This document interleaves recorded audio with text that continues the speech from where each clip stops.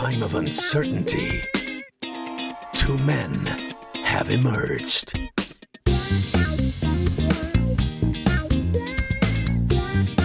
Two men have found a way.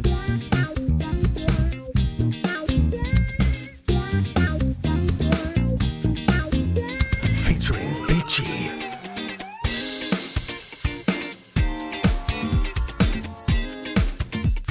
and Blackers, Pincher, Operator Al, and the Mancologist. It's time for Sunday Night Live.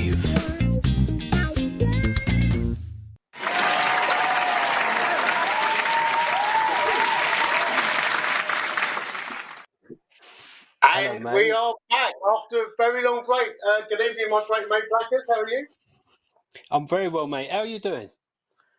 Yeah, I'm good, mate. As you can see, I'm in my new man cave. Yeah. You're not in the cellar anymore. No, mate. I've got natural light and everything. And it's not fully kitted up yet, but I'll just give you a little tour with my webcam. Yeah. Go on. Let's have a look round. I've got hold on, let's just untangle this. So that's my desk area. Nice. There we are. Look at this. Inspired by Pincher. Got a little bit of vinyl action. Got the Iron vinyl. Man poster, Fight Club. And what's that there? Hello. Hello. That's a German throwing hatchet. Who bought you that delightful little item? One of my great mates as a house moving present. That's the sort of house moving present you need. In Germany as a housewarming present. Do you know what, mate? I just saw it. Yeah. You know, I got some bottles of Prosecco and we got some chocolates and some cards, all of which were gratefully received. But you sent me a German throwing axe. I thought you'd enjoy it. Mate, I've already been using it. I've done something new for this fight. I've been chopping wood. Anyway, famous Muhammad Ali quote. Anyway, we've got a great show lined up for you tonight. Big Phil is back with us. Round of applause, Big Phil. We'll be back. Hey, Big Phil.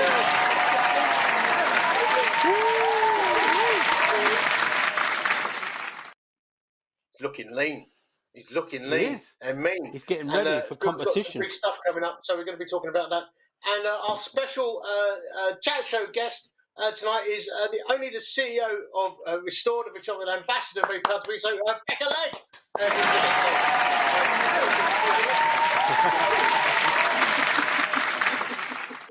We're in trouble tonight. Necessary. Look at this. Anyway, Mike Kinley's in. Liverpool boys are all in.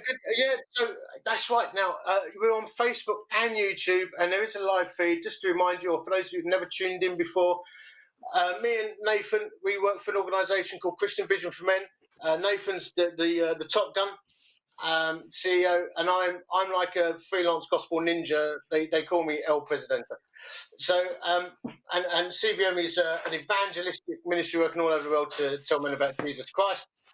But so that's who we are, if you've never tuned in before. But we describe the show as kind of like a cross between Top Gear and Songs of Praise. It's 90% frivolity, 10% gospel depth. So we hope you enjoy it. Now, I've just come back from Germany. Yeah. And was over in Germany to drive around the Nürburgring, which is, for those who don't know, a 30-mile toll road. With 30 my great miles? mate, 30 miles, yeah. Wow.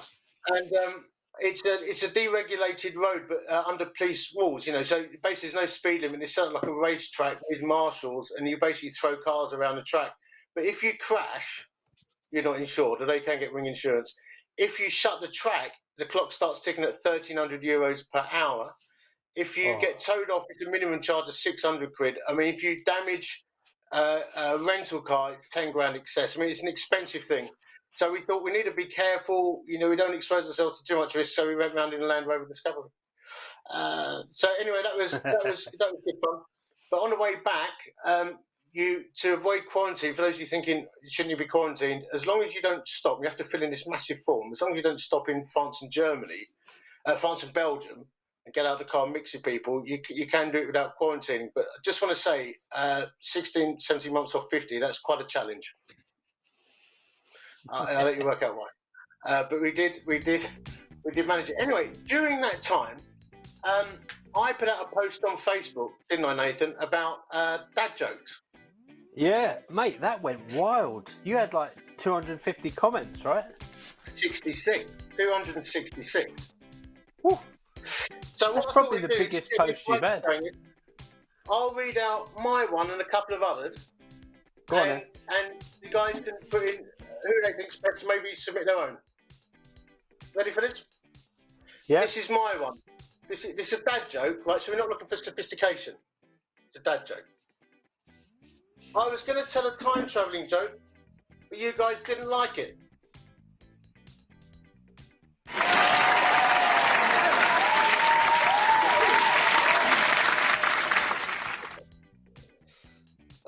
There we go. I've just bought the worst thesaurus in the world. Not only is it useless, it's useless.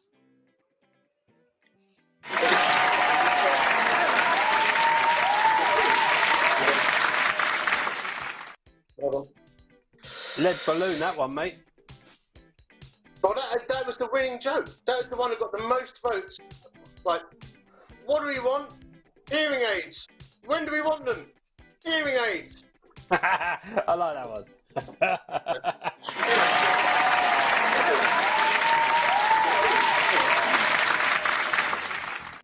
Can I just say, just on a technical thing, we're not getting any comments in the chat from Facebook. Big Al, internet, get on it. YouTube's coming through, but not Facebook. We're not sure why. Nathan. Yeah? I read a book on anti-gravity the other day. I couldn't put it down. Anyway, so good one. So hopefully we'll get the comments going on Facebook shortly, but YouTube. So what's this? Michael Bushby's all over it. I've got a joke. Do you want to hear mine? Oh yeah, they're coming in. They're coming in. Great. I've got a joke. To be totally honest, I've basically gone to Tim Vine because he's one of. I love Tim Vine. He's awesome. Do you remember we had him at the Gathering one year? Oh, yeah, amazing. Played darts. He's a legend. This is a Tim Vine one. I was walking in front of my wife the other day. She said, "You're always walking in front of me." I said, "Sorry, dear, I don't follow." Very good. No? All right. Do you want another Tim Vine joke? Can I do one more? Can I do one? Yeah. I bet we do the same one. I rang up British Telecom and said, "I want to report a nuisance caller." He said, "Not you again." It's hard on Zoom telling jokes. I think this is flopping. I went past this bloke the other day who asked for a lift. So I said, "You look $1 million, well, Joyce, to go for it." I like that one. You're better than me. What's coming in on Facebook? I can't see it. Oh, here we go. We got this one. Absolutely buzzing. You guys are back for season 2. Is that a dad joke? No. This is awkward. But they're coming through. They're coming through. Right, mate. Talk us through your stuff because you've got something amazing, haven't you? Have I? What? Yeah. Your video of the week. You've got this amazing video, isn't it? Is that now? You've got a video. Yeah. Look at we haven't talked about. Well, hang on. We haven't talked about Pincher. Is that later on? Yeah, later. You just getting the cat out of the bag. What about my watch? We were going to talk about my watch as well. Go on. What watch you got on? My trusty G-Shock. Because let's talk watches for a minute. What's Big Phil rocking? All right. He's not got a watch on. No. Just tats. Just look at him, tats. If Phil clenches his fist, his watch would bump off his wrist. So he can't. So I had a mate. Anyway, I had a mate give me this watch. That's beautiful. Look at this. Hopefully you can see it. You can see the workings going inside and on the back. There it is. What is it? What? It's all wooden. It's a wooden watch. I really like it. Amazing, I've not, but what it's done is it's kick-started a bit of a watch thing in me, and A lot of blokes watching get that, don't they? You're a watch man. You've got a tag, haven't you? I've got a little collection of watches, yeah. But I also like pocket watches. I've got a thing about retro pocket watches, like particularly Russian ones in the 40s and 50s. I've only got a couple. They're currently in storage, so I just moved house. But I do like watches. I've got a couple of nice ones, I must admit, but they're not ones that I've actually. My best one's not one I purchased. It's actually given to me. A bit like yours, Paul. Yeah, exactly. And it means something. Hang on, what we got here? We've got a little comment. Big Phil doesn't need a watch. He uses his biceps as sundials. Big Phil ain't got big biceps. Has he? Push it up, Nick. Push it up. Oh, look at him. All right, put them away. Put them away. Oh, that's depressing, isn't it? There's gags coming in. Look, Chris Bennett. It's a wooden watch. It wouldn't go. He made that one up.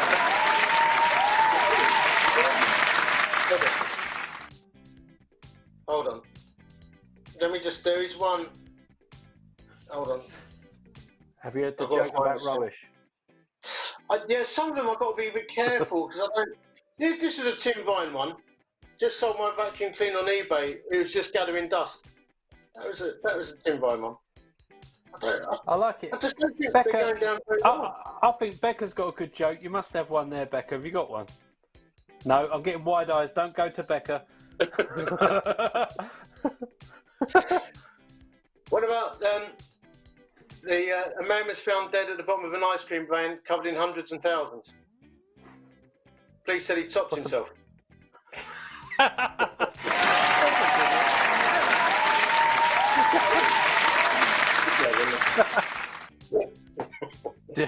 Anyway, we were going to go to a segment then, weren't we? Internet video of the week. Yeah, go on. Video of the week. Have we got a thing for that?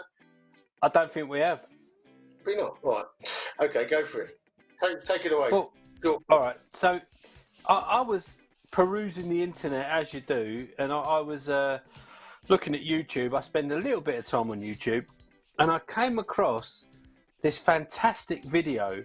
It's got about 45 million views, and this guy drew out every single card in a storyboard. I think there's 1,090 something.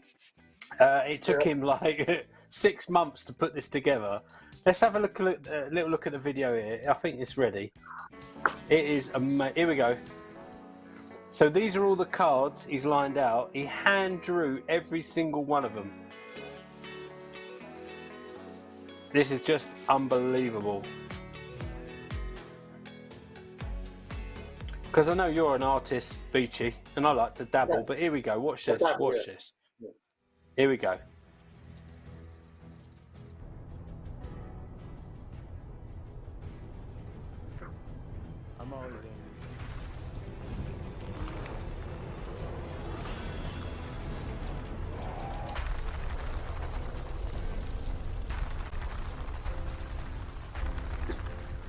This is amazing. Yeah. Every single card hand drawn.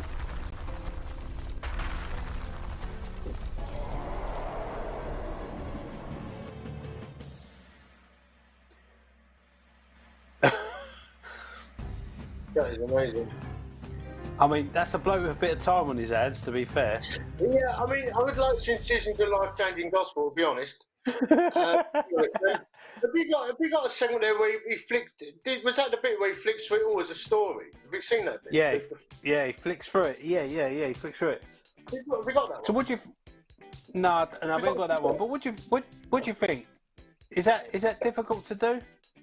Well, to be honest, mate, she told me earlier today what he'd done. I did have a little go. You've done one? I've done one, mate.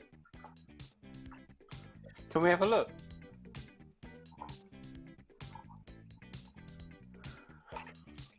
I can't see anything. That's an empty book. Hold on. That's the worst storyboard I've ever seen. Hold on. Can you see it? Hold on.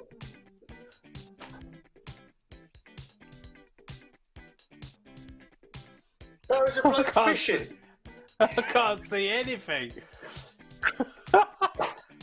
That's total rubbish. I wasted the whole notepad on that and it didn't work. That took me 4 minutes 36 seconds. He was a bloke catching a pike.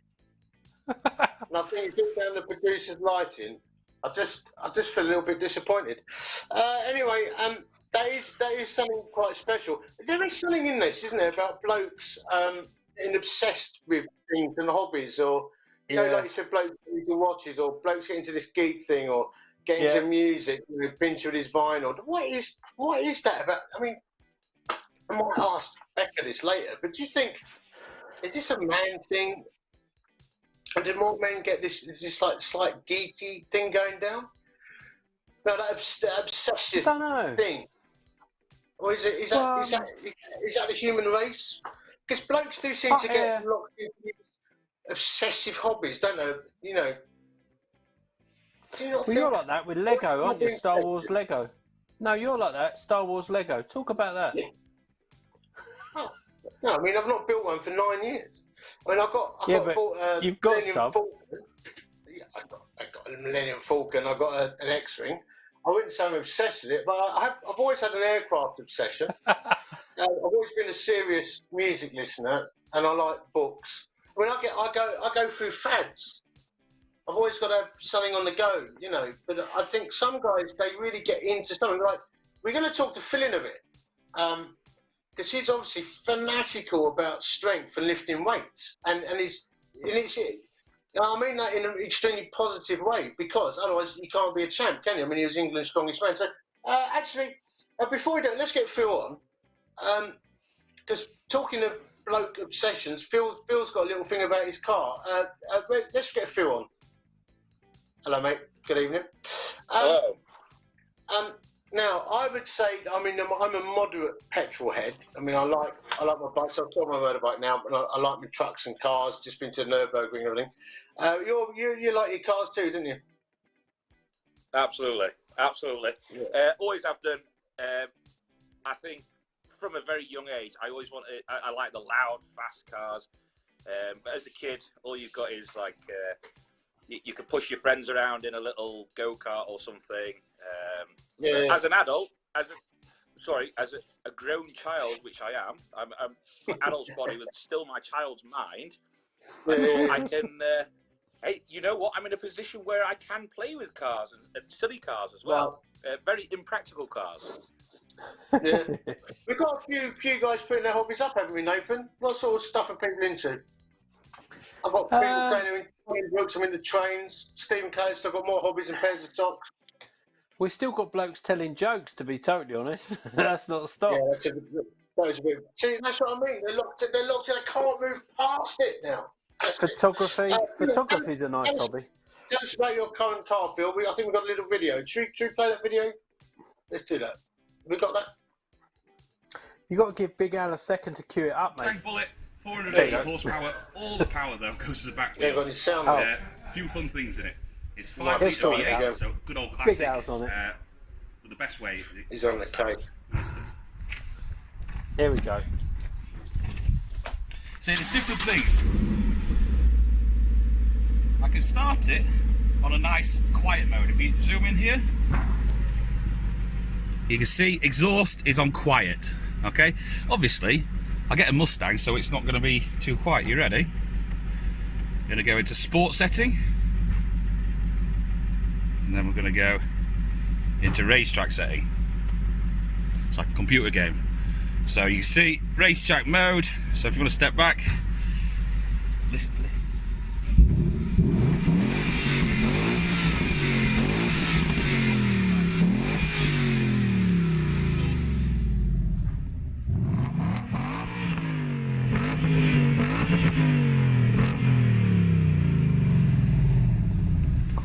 That literally just cost me a tenner though. In fact, on that note, Big Phil, what sort of MPGs do you get out of your car? Right. Well, we just had this discussion before we started, didn't we? I figured out I've driven around 25 miles today, and it's Sunday. Okay, so it's Sunday. I live near the Peak District, so went for a little drive into the Peak District, and I figured out you can actually see the fuel gauge going down. I've used on 25 miles. I've used a quarter of a tank. That makes it averaging today, not always, but today, between 6 and 8 miles to the gallon. That's like a dragster. That's amazing. Yeah, that is an expensive car to run, isn't it? But it's a beautiful piece of machinery. There were a couple of Mustangs at the Nürburgring, actually, but they're mostly Porsche GTSs, to be fair. A couple of McLarens and stuff, but a beautiful piece of kit. And the main thing we wanted to talk to you tonight about was this. Some time ago now, you suffered a very catastrophic injury, and we've talked about this in the past, and we'd encourage you to go back and look at previous editions of the show. Obviously, we've knocked around together for a bit on and off, and that was a very dark time, part of the journey of you coming to Christ. Could have lost your leg, couldn't you? I mean, it's bad. Dropping an Atlas stone on your leg snaps in half. Bad as it gets. Yeah. So you're a 2017 England's strongest man. You're a serious strongman competitor. Could go global. You got sponsorship. You run in the gym. It's your life. And then when I saw you, and obviously you came to Christ while we were out in Lanzarote together, but you had a cage around your leg with an open wound. You basically lost loads of weight. Your muscle density went. You were, to all intents and purposes, had to start over again. And now, in October, you're a serious contender in UK's Strongest Man. In my book, that's quite something. That is serious mental strength and resilience. And so this is a serious question, because there'll be blokes out there who's, they could be facing redundancy, financial ruin, end of a marriage, or picking the pieces back up with their family. Could be anything. And some people would say, God's put me on the shelf. There's no way back, or how on earth can I even get to any semblance of the man I was before? And yet you have gone from, we've watched the footage on the show, leg snapping off, nearly lose your leg, as bad as it gets. Being in hospital, think your leg could be cut off, and now you're a serious contender. And what's the timeline, mate, between, how much time is it between the accident and now? So it was January 2019. It was on the 20th of January, Britain's Strongest Man. Right. I'd had a very bad competition, and on the 160 kilo Atlas stone, for those of you who didn't see it, it's all over there on social media. I think it's on YouTube as well. I dropped the Atlas stone on my knee, and the force went through my leg and just snapped it clean in half. Imagine that. That bit of my shin, so this is my shin, it went like that. So side of my shin hit the floor, and as I turned round, I heard a massive crack, and I turned round and saw, lifted up my leg, and it basically, the foot didn't leave the floor, it was just completely flopping on the floor, and I thought, wow, this is incredible. And basically what happened there is I lost all my identity, everything I'd built up. I mean, I wasn't a particularly happy chap, but I would put a facade on and say that I was living the life. I had everything that people say you want. People wanted to be like me. And then I realised in one split second it had gone, just taken away, gone away. Yeah. So, which led me on to obviously questioning stuff, and I was in such a bad place, because obviously, who was I then? I had no identity. I based my foundations upon my identity of being the big I am sort of thing, the alpha male, and one of the strongest guys around. Obviously, the strongest guy in England in 2017. Yeah. So basically, what gets you back off the floor? What gets you from nothing to going back? How do you get yourself from everything being ripped away, in a nutshell, to being where you are now as a serious contender, the UK Strongest Man? If you put it in a bullet point, how have you got back there? It is literally through just regardless of how you feel, grafting down, get your head down and grafted down. That's what I did. I grafted down. Obviously, I found God along that journey, so I haven't done it alone. And if someone said, would you turn back time and not have your leg broken? Obviously, from a physical point of view, of course, I wouldn't like my leg to be broken again. It was very painful. But if someone said everything that happened wouldn't happen if you didn't break your leg, so I would say no. I'm glad it happened. It broke my leg. I nearly lost my leg, and I lost my complete identity. I lost a lot of finance, and I was in a very sticky situation where I thought I was going to lose a lot of stuff. But I said my soul was saved. So for me, it was without question worth it. It was absolutely worth it, and I would not change anything whatsoever. I don't mind that I've got this horrendous skin graft on my leg now. If anything, I'm proud of it, because something so bad, after something such bad thing happened, it turned me to God, which I now have that element of peace and joy, and I know that if I drop dead tomorrow, that I'm going to be in paradise. So it's a no-lose situation for me now. Absolutely brilliant. No, it's so good to hear, mate. I mean, it's the power of Christ in our lives is the game changer, isn't it? Actually, you can do a lot of things through mental strength, and digging in, but actually, it's that work of Christ in our hearts actually is the game changer, isn't it, mate? And I just thought it'd be good for someone to hear that. Yeah, it's no longer am I, all the stress and pressure is on me. I'm now the co-pilot. I'll let God. Well, obviously we all falter all the time, no matter who you are. Yeah.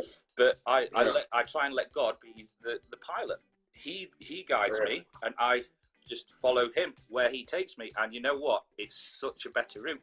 And people say, "Oh, that's well and good that your soul's saved, but then you have to give up everything." But no, after this, my businesses went well and everything. So God does reward stuff in financial situations. That's not why I do it, but he can reward you with good things in life, and it's not you don't have to feel guilty for having nice things, because God rewards you, and God wants you to enjoy this life. So I enjoy life, but I just have to remember that I get it because God's given it me. He's given me this opportunity to be a strong man, to get back on there, and I'm forever thankful for it. But the thing I'm most thankful for is him saving my soul. Oh, amazing. And you're going to be on TV in October, so watch out for Big Phil contending. We're going to be cheering him on. Obviously, it's going to be behind closed doors, but we're praying God's strength for you, mate. And you no one deserves anything, but we think you've put such a lot of effort in. We deserve to see you on the podium. So, a round of applause for Big Phil, everybody. It's good to have you on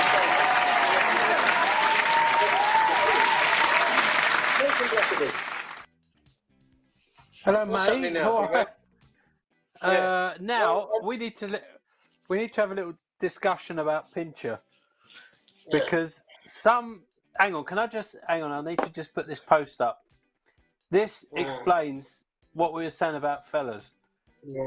Love Lego picked up the Millennium Falcon a couple of weeks ago. Took all 9 films to put it together. It is a bit tough. It's a big one. But he's putting it together. That's Mike as he's watching the films. That's amazing. Next level fan. That's next level. Anyway, Pincher. So we've not got a Pincher music cabin tonight, have we, mate? Why don't you explain who Pincher is? Because some people won't have a clue. Well, Pincher's a little bit of a mystery man, isn't he? I mean, we've not fully revealed his identity. He's a great mate of ours. He's a real. He's a champion for CVM. And he's got a cabin full of vinyl, doesn't he, mate? Yes. I mean, he's got a lot of vinyl. And every week we do a Pincher's cabin where he gives us some history about music, about vinyl, and but this week we haven't got it.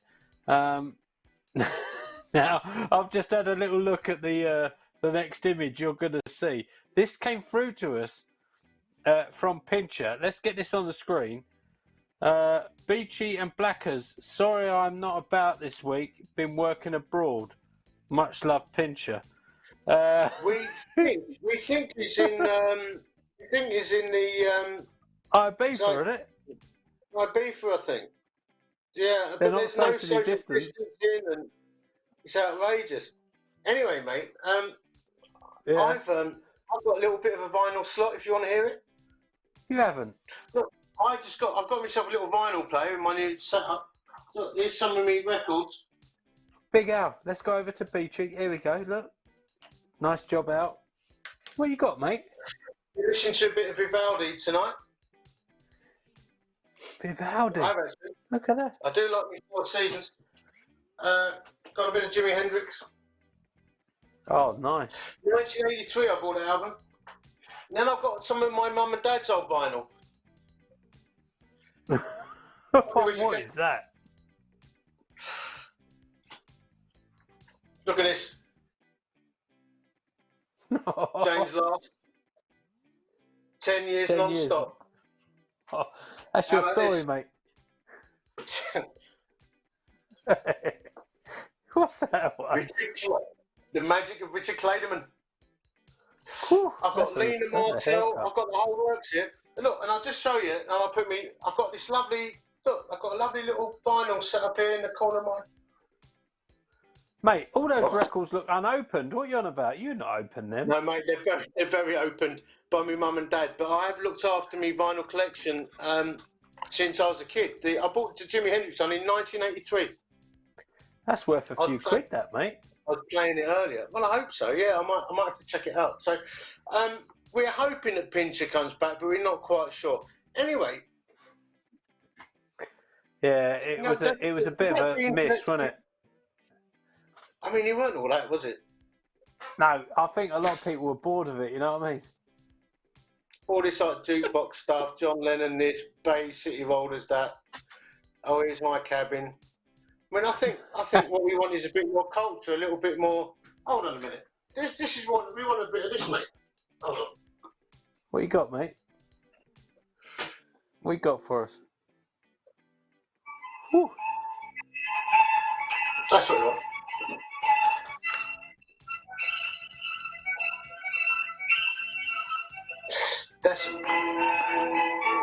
That's what I'm talking about.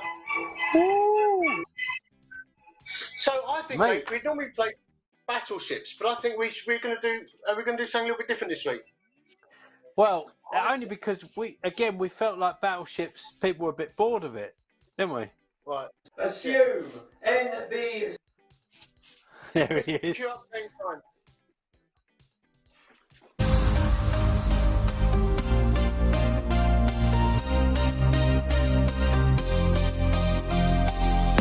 Ladies and gentlemen, it's game time with Beachy and Blackers.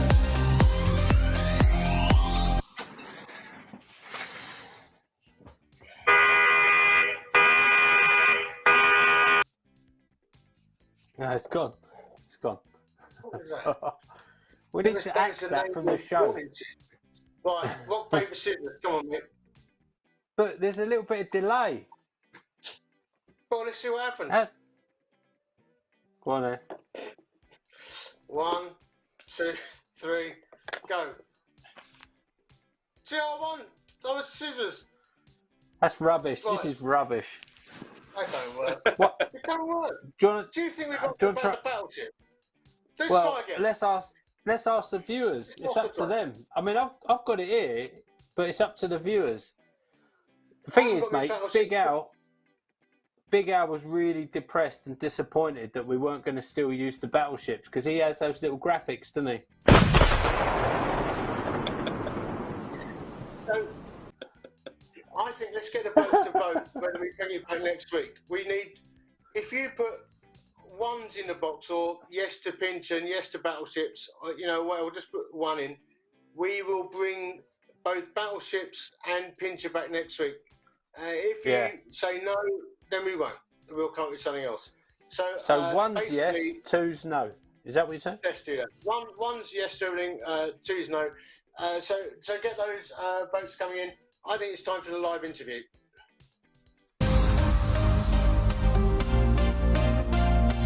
Ladies and gentlemen, Beachy and Blackers bring to you the Sunday Night Live interview.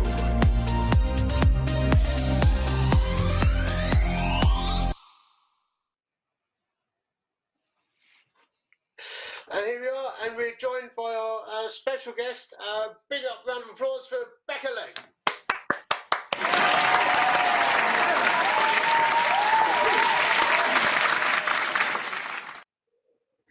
Hi, Bekah. Thanks so much for joining us. No, it's a great pleasure. So we introduced you earlier as being the CEO of an organisation called Restored, of which I'm in some ways involved in. But why don't you just give people, the guys listening, a bit of a background on who you are as a human being, and then why you're so passionate about what you do and what that looks like. Because we so often go straight in, don't we, to what my job is and what my role is. But tell us about who you are. So I'm Bekah, you know that bit already. But I've got a wild and crazy family, as some of who I am. I'm married for the second time to a crazy guy called Steve, but who's also lovely. And when we got married 12 years ago, we forged this family of 6 children together and brought them all together in a world that blew my brain at the time, actually, because at the time I had 2 4- and 5-year-old. So one of each, obviously not 2 of each, that would have been crackers. I had 2, and then I suddenly got this family of 6. So the oldest was 15, the youngest was 5, and we just became the Waltons overnight. And so like the last 12 years has been this roller coaster, really, of navigating step family, working out how to do life together in our marriage and all of it. And I've gone from one job to the next as we've tried to work out how everything works as a family, until I finally landed this job that I'm so thrilled about in the last few months as director of Restored. So answer a bit. And actually back to sorry. I was going to say, back to your thing about obsession. I do have a couple. And I don't think it's just men. I'm not allowed. Yeah, no, not allowed near a jigsaw, because if I start one, I can't stop, which is kind of not cool to admit, is it? And books too. If I get stuck into a good book, it's very hard for anyone to get my attention. Oh, amazing. So it does go across genders. That blows that theory. Got to change that too.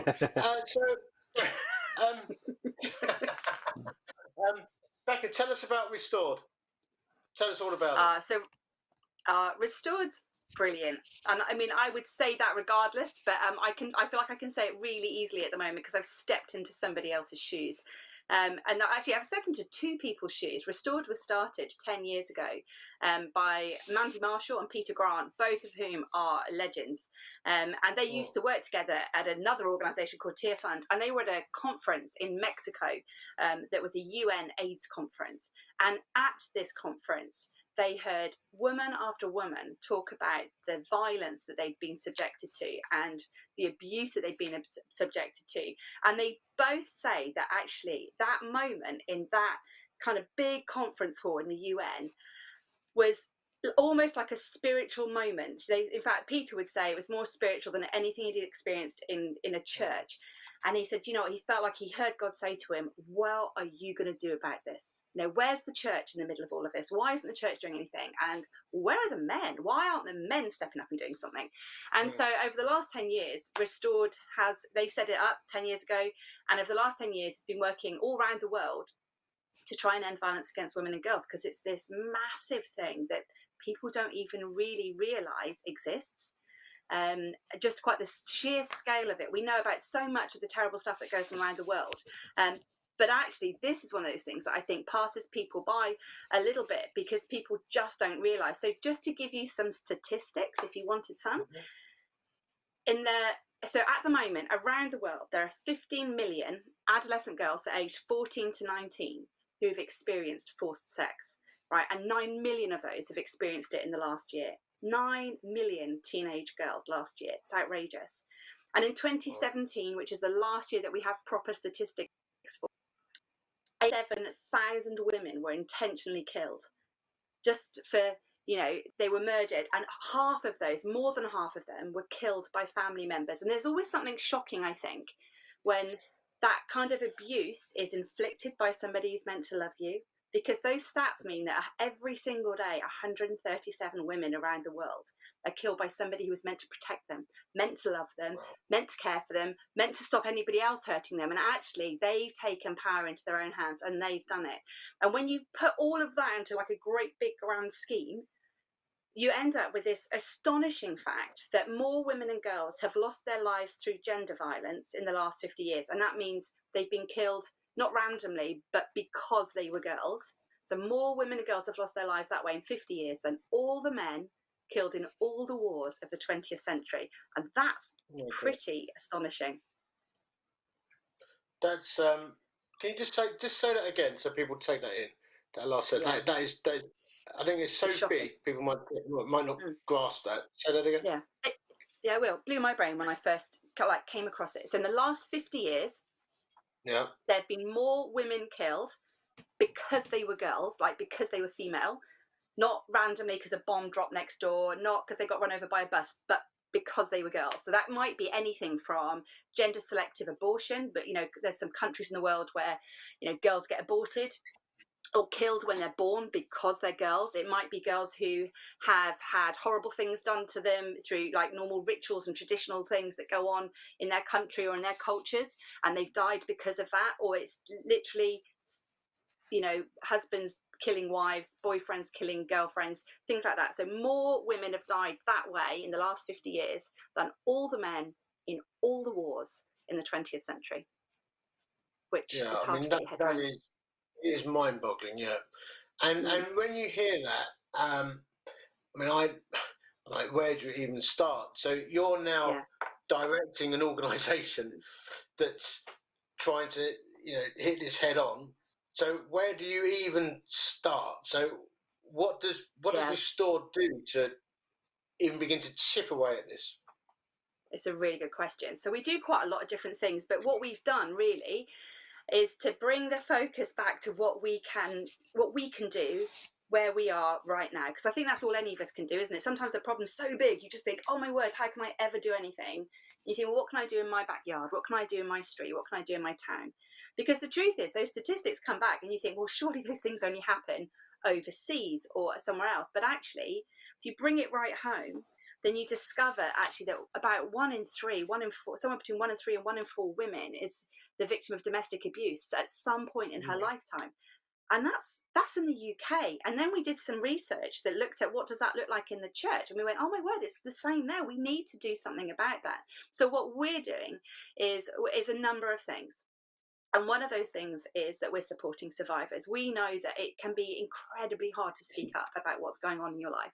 We know that, abuse, and particularly abuse by somebody who's meant to love you, robs you of your identity. It robs you of your security. It robs you of hope. It robs you of all sorts of things. And actually what we don't want is for people just to get completely lost in the middle of all of that. And it can be very hard. And sometimes it can be extra hard to admit that something's going on if you're part of church, because you feel like your life's not meant to be like that. It's meant to be different. And admitting to it is tough. So we have a survivors network that you can access on our website, which is restored-uk.org. We'll come back to that later. But we've got a survivors network that just enables people to have a bit more information, to talk about what's going on, and to get engaged and stuff that way. We've also written, leaning over to grab it, a phenomenal survivors handbook, which again, you go to our website, you can get hold of that. And then what we're really working on now that we're really excited about is equipping the church to be like this place where people can find safety, to be a safe haven, to be a refuge for people who are stuck and who are lost, to be able to walk alongside survivors, but also to walk alongside perpetrators. Because in the middle of all of this, what I don't want to do is demonize anybody. Like I think Phil said it earlier, you know, we all have our moments when things go wrong. We're all broken. None of us is perfect. It looks different in each of us. But actually we want to see everybody restored to who they were meant to be when God created them. That's the truth. And that looks like helping people to walk in the journey with people as they, work out what restoration means for them in their life. And so we've got some resources for that and some amazing training that we run. And then the third thing that we do, there's 4 things, but I'll tell you about the third one and I'll stop talking, is we love to engage men in that conversation, because it's really easy for me to stand and go, you must treat girls well, because I am one. And it will carry some weight. And the statistics, I can tell you, can be quite shocking. But actually, when men join the conversation and when men start to go, actually, this isn't right, it's really powerful. And I just believe at the very core of me that when God created the earth, he created men and women to work together, to support each other, to love each other, to collaborate together, to look after his world together. And that's what we want to see. But that takes men and women working together. Yeah, it's amazing. And we, CVM, you know, we're really passionate about what you do. And we've cheered you on from the very start. In fact, I can remember having long chats with Peter Grant at meetings way before it started, just dreaming dreams together. Then the organisation came to be founded, and we've journeyed along with it. But I guess with you coming in as a new director, which we're really excited about and thrilled about, as I've told you in meetings, how can CVM men's groups, blokes listening, what are some of the simple things they can start to do to make a difference? Because all the change happens in grassroots, doesn't it? So there's the resources and the books. Obviously, we want people to get hold of that, and we email these things out to the network. But what, you know, Monday morning hits, they go to work. What are the small things we can start to do to make a difference? Any thoughts? Yeah, a couple of thoughts actually, and one of them is that there's a phrase that gets bashed around Facebook and social media every now and again that gets attributed to Edmund Burke, but possibly wasn't.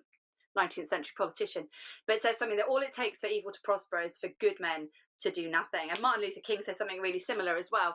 And it's this thing of just going, when you spot something that doesn't look right, it's so tempting just to not get awkward and keep walking on by. But sometimes it's worth just saying something. It doesn't have to be really combative or really in people's face. It could just be, oh, that's a yellow card, careful. Or it could be anything. And I think just being prepared, particularly in your friendship groups, to challenge, talk that isn't helpful. If someone's putting down their wife a lot, or like get alongside and go, what's going on? Don't just let it run. It's so tempting. I think we're very British sometimes and we think we mustn't intervene and we mustn't interfere. But like if like how are we going to get better if our friends don't tell us when we're wrong? How are we going to, and maybe that's another thing to do, is to have somebody that you trust and go, look, I'm trying to live life, be better, treat everyone better, treat everyone like they're God's children, like they're made in the image of God, not. Yeah. So can you just like give them permission? Say, can you like tell me if you see me being different? I think that's a really helpful thing to do. And I think you can just like replay sometimes the conversations you've had in a day or the things that have happened. Like, it's good sometimes to take stock and go, right, the women at work, do I treat them the same as the men? Or do I somehow do it differently? When I had that conversation with my wife or my daughter or my mum or my sister or whoever, like, did I speak to them the best way, or was there a way I could do that better next time? And just be honest and just start to put some stuff in place. Brilliant, beautiful stuff. And Nathan, just thinking as we're listening to this, any comments coming in from the guys, and particularly any thoughts around the code, mate, that we put together? And Bekah, really powerful stuff. One guy's put this code life code 7, 8, and 10 just for starters. Terrible stats, and the code definitely something we've really championed for a long time. Is about guys being men of integrity, men of honour.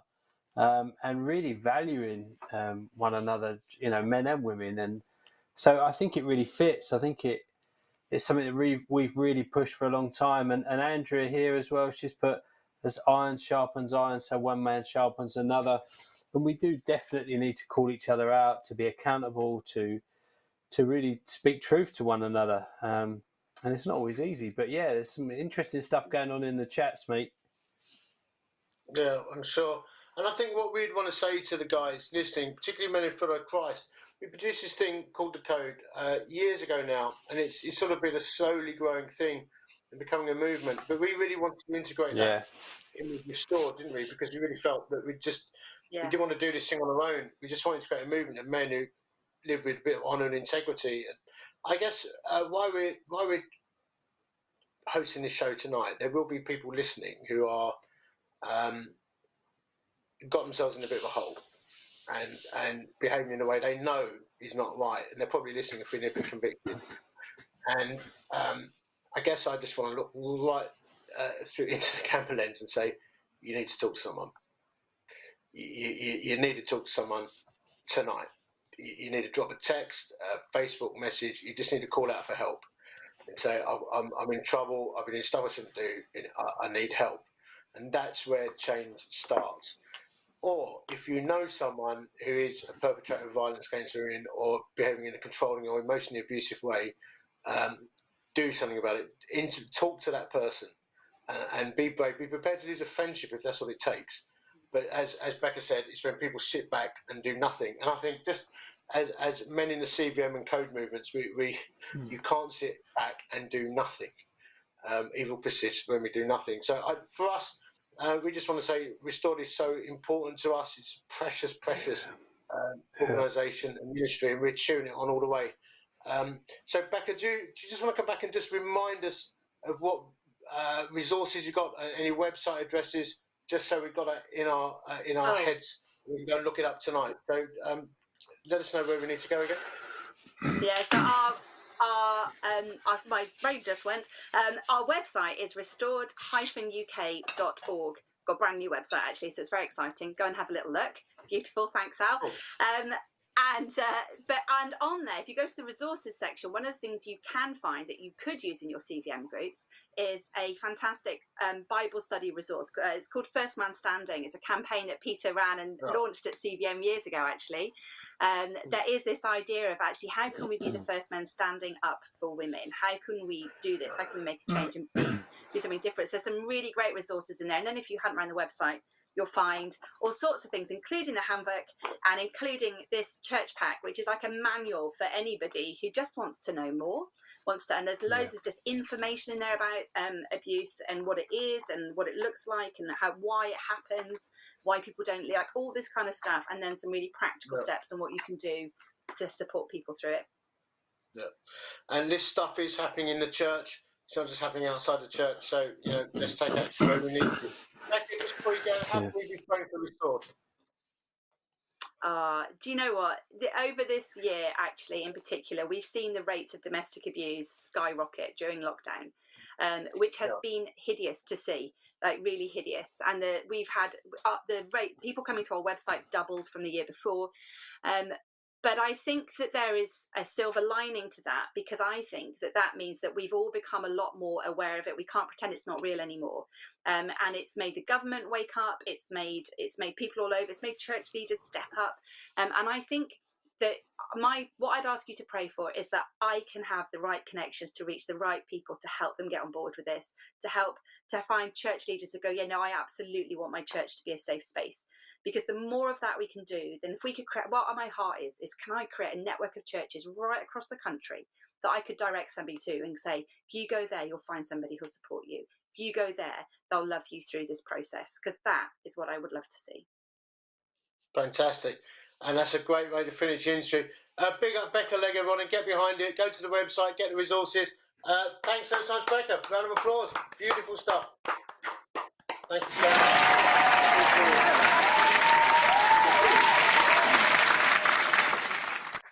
It's hard hitting stats, that, mate, isn't it? Yeah, it's quite shocking, actually, to be fair. It's powerful. Yeah. And we've both got daughters, haven't we? We've both got daughters, and it's home. It really does. Yeah. Yeah. Yeah, that's right. Yeah, it's hard yards. But we know from being pastors of churches too, this stuff is happening in the church. It's not just outside the church. It is, mate. Change only happens. Can I just say, I do think, and I've seen it before, and I don't kind of underplay this statement. I think Jesus does transform the life of blokes. He really does, and I've seen it. I've seen him take hardened criminals, abusive men, and turn their lives around. I know you have as well, and that's why we tell blokes about Jesus, isn't it? Well, we sit every year at the gathering, don't we, mate? I mean, ultimately, we believe you can have all the therapy and counselling in the world. Yeah. Actually, it's the gospel of Jesus Christ that makes a change. And so that's what you look to. As Big Phil was saying, it's what got him off the floor to competing again. it's what's kept us in the game through some. I mean, me and you, mate, we've had our dark times, haven't we? Yeah, we've had a few. We've had a few. But Christ changed the game, and that's who we always look to at the end of the day for the difference. The cross is a difference. That's why I've got that mighty iron cross on my wall. It's a reminder every day where I stand and what I'm about. Look, and Big Phil, actually, let's get Big Phil on just quickly before we move on. Big Phil's just stuck something around his neck. Check that out. Big strong man. He's got a cross around his neck. It's a perpetual reminder. It's a reminder. It's a reminder for me to keep God and the cross in my mind all the time. Keep them at the front of my head, and then you just have better days. Yeah. That's it. I stuck one on my arm. Going one day. Let's just keep doing one-upmanship. So anyway, Nathan, I've got a bit of an issue. Tell me about it, mate. I might need to talk to someone. As you know, well, I like my cars, and one's running a little bit ropey at the moment. And someone said to me it might be the fuel injection system. Do you know how to change one of those?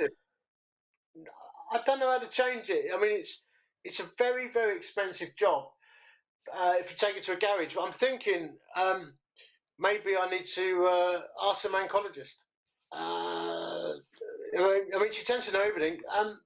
Mancologist, changing a fuel injection system? How to change the fuel injection system on your car. Firstly, be aware of fire safety requirements and make sure you are wearing the appropriate eye protection. Relieve the fuel system pressure. Now you'll need your fuel injection puller. Remove the fuel rail. Remove the fuel line from the top of each injector. Now you disconnect the fuel injectors. Remove the springy wire that holds the wiring plugs in place. Don't use it. Now use your fuel injection puller. Slide it underneath the lip in the injector housing and pop the injector out. When you remove the injector, leave the hole in the intake manifold open. Now you've removed the old injector. Installation is the reverse of removal. Lubricate the new injector seals before they go in, and then do the reverse of these instructions. Well, that sounds pretty straightforward. She knows everything. It's really weird. I mean, last season, she told us how to land an F-14 on an aircraft carrier. I just felt completely incompetent to go to a mancologist. Anyway, mate, so did we get before we go, any vote on Pincher and Battleships? There was a single vote, and it was number 1. One vote. I think that Jew is out. Yeah, anyway, I'm not convinced. I'm not convinced. We'll have a chat with Pinch in a week and maybe we'll think of another game. I'm thinking might be things in the budget. Anyway, on behalf of myself, Blackers, Big Phil, our producer, maybe see Pinch next week. Thanks so much to Bekah Legg. Thanks everyone for tuning in. Spread the word on social media, share the YouTube and the Facebook feed. Until next week, 8 o'clock. See you later. See ya.